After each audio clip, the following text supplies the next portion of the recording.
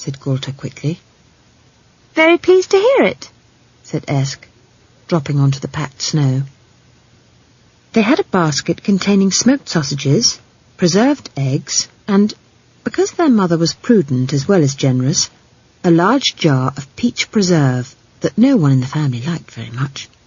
She still made it every year, when the little wild peaches were ripe anyway.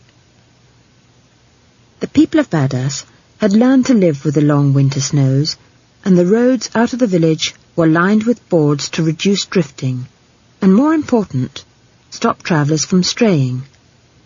If they lived locally, it wouldn't matter too much if they did, because an unsung genius on the village council several generations previously had come up with an idea of carving markers in every 10th tree in the forest around the village, out to a distance of nearly 2 miles.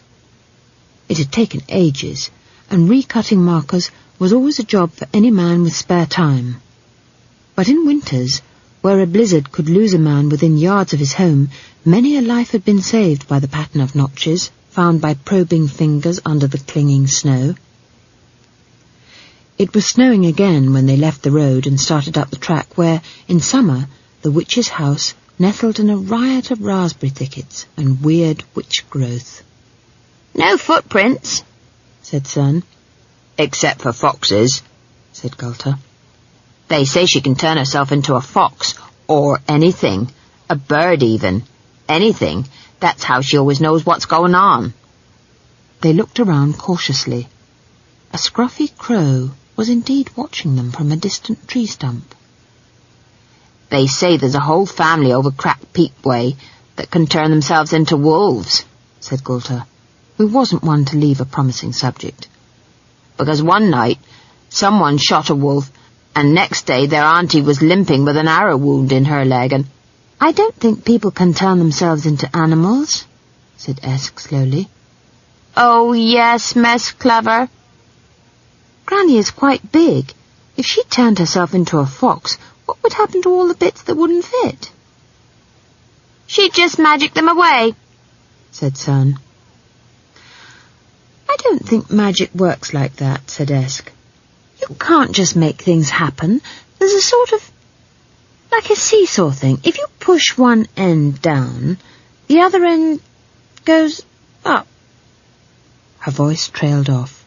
They gave her a look.